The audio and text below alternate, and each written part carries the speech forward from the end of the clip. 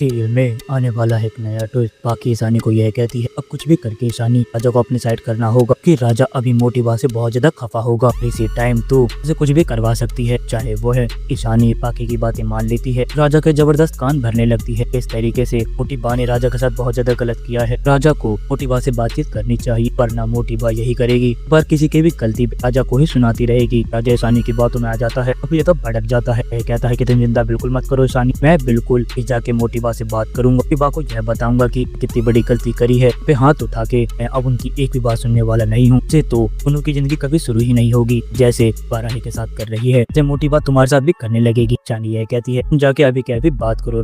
राजा मोटी बा के पास जाता है, मोटी बा पे चिल्लाने लगता है। कहता है कि बा उस टाइम तो मैंने कुछ भी नहीं बोला, क्या आप बता सकती हो आपने मुझे थप्पड़ क्यों मारा? मोटी बा यह कहती है अब मुझे तुमको रीजन बताना पड़ेगा राजा, इतने बड़े हो चुके, लकी तेरे मुंह में भी जवान आ चुकी है। ये अनुपमा जोशी के घर पे जा तरीके से पागल हो चुका है। राजा यह कहता है ये मेरी बातों का जवाब नहीं है, मोटी को मेरी बातों का जवाब देना ही हो। आखिरकार आपने मुझे मारा। वहाँ पर आग भी आ जाता है। आग यह कहता है आखिरकार यहाँ चल क्या रहा है और राजा तू मोटी बा पे कैसे चिल्ला सकता है? तेरा दिमाग खराब हो चुका है। अभी मोटी बा यह कहती है दिमाग सही में खराब हो चुका है कि इसके दिमाग है लड़की ईशानी और अनुपमा जोशी की बुद्धि मिट चुकी है। हमारी कहानी सुनने वाला उल्टा मेरे से बहसबाजी कर रहा है। राजा गुस्से से और देखता है, कहता है कि तेरी इतनी हिम्मत राजा, तू मेरी मोटी बा से कैसे बात करेगा? राजा यह कहता है कि कुछ भी हो जाए मोटे पापा, आज मोटी बा से यह पूछना चाहता हूँ इनकी गलती खुद की थी, उन्हें मुझे क्यों ही मारती? खुद करो और कोई भुगत से की आज और राही भुगत रहे हैं। उन्हें अपना करियर के भरोसे छोड़ दिया था। उन्होंने उसे बोला था कि इसके बाद तुम दोनों अपना अपना करियर बना सकोगे,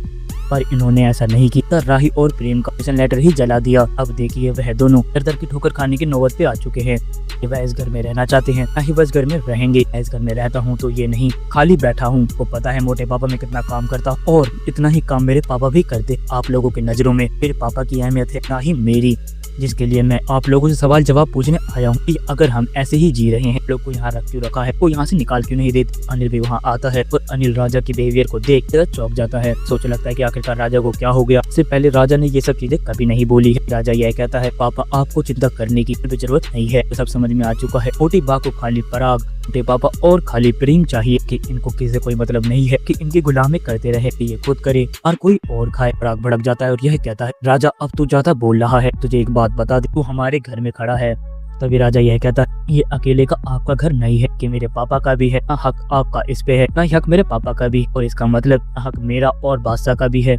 आज आप मेरे साथ ये सब चीजें कर रहे हो, आने वाले टाइम में आप बादशाह के साथ यही करोगे, के लिए मैं आप लोगों को कभी माफ नहीं करने वाला हूँ। पराग यह कहता है कि राजा अब तू ज्यादा बोल रहा है, तुझे अब चुप हो जाना चाहिए, ना तुझे इस घर से निकाल दूँ। तभी राजा यह कहता है कि मैं प्रेम नहीं हूँ, चुपचाप इस घर से चला जाऊंगा और वो की बात सुनता रहूंगा, मैं बिल्कुल भी करने वाला नहीं हूँ। कोई एक बात बता दूं मोटे पापा, अगर आपने मुझे यहाँ से निकालने की सोची, मैं आपको कभी भी करने वाला नहीं हूँ। पराग यह कहता है कि तू मुझे धमकी दे रहा है राजा। फिर राजा की कॉलर पकड़ लेता है, कहता है कि चल अब मैं तुझे दिखाता हूँ इस घर में आप कैसे रहेगा।